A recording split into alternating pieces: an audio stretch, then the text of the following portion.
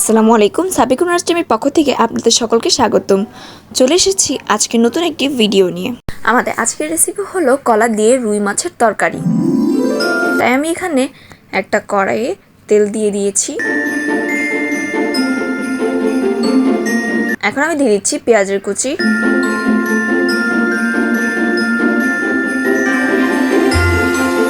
পেঁয়াজের কুচিটাকে একটু নাড়াচাড়া করে ভেজে নিতে হবে।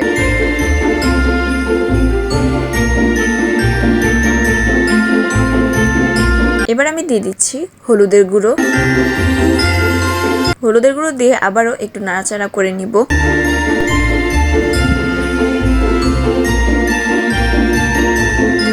এখন আমি এখানে দিয়ে দিচ্ছি সামান্য পরিমাণে পানি।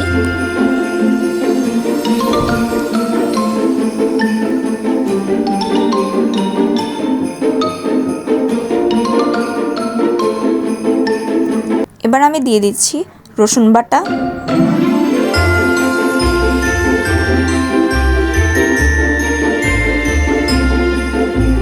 এবার আমি দিয়ে দিলাম মরিচের গুঁড়ো,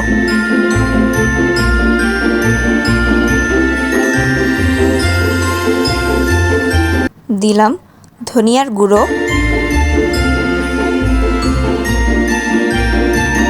এবং দিয়ে দিচ্ছি জিরার গুঁড়ো।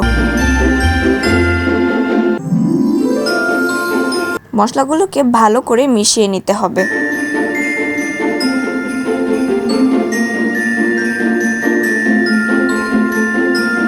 এখন দিয়ে দিচ্ছি স্বাদ মতো লবণ।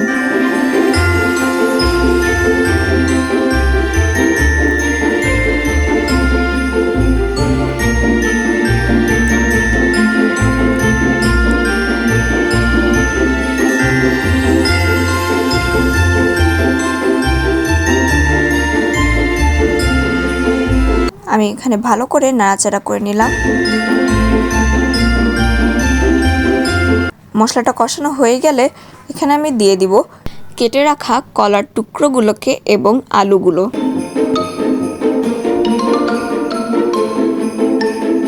কলার টুকরো এবং আলুগুলোকে আমি কষানো মশলাটার সাথে ভালো করে মিশিয়ে নিচ্ছি।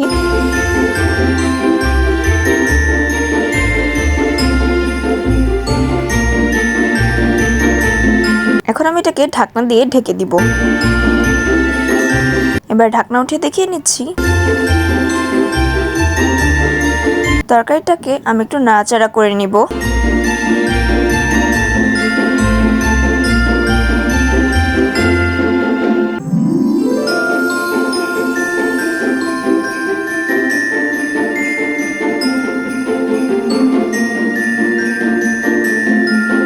এখন আমি এখানে আবারও একটু পানি যোগ করলাম।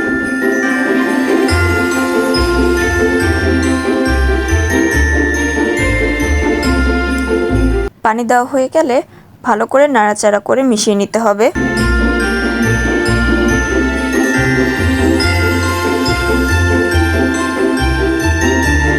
এখন আমি আবার কিছুক্ষণের জন্য ঢাকনা দিয়ে ঢেকে দিলাম। আপনাদেরকে দেখিয়ে দিচ্ছি, দেখুন।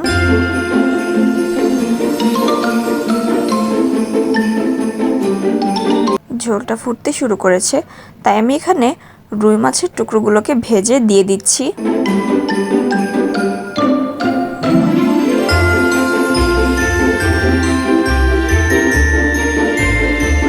মাছগুলোকে দেওয়া হয়ে গেলে এভাবে আলতো করে নাড়াচাড়া করে নিতে হবে।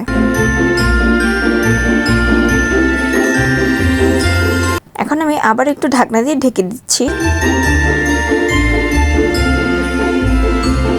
এবার ঢাকনা উঠিয়ে আপনাদেরকে দেখিয়ে নিচ্ছি, দেখুন কি সুন্দর একটা কালার চলে এসেছে। আশা করছি ভিডিওটি আপনাদের কাছে ভালো লেগেছে। যদি ভালো লেগে থাকে তাহলে অবশ্যই বাসায় একবার ট্রাই করে দেখবেন। আপনারা না খেলে বুঝতেই পারবেন না তরকারিটার কত স্বাদ হয়েছে। আপনাদের কাছে ভিডিওটি ভালো লেগে থাকলে লাইক, কমেন্ট এবং সাবস্ক্রাইব করে দিবেন। শেয়ার করতে ভুলবেন না।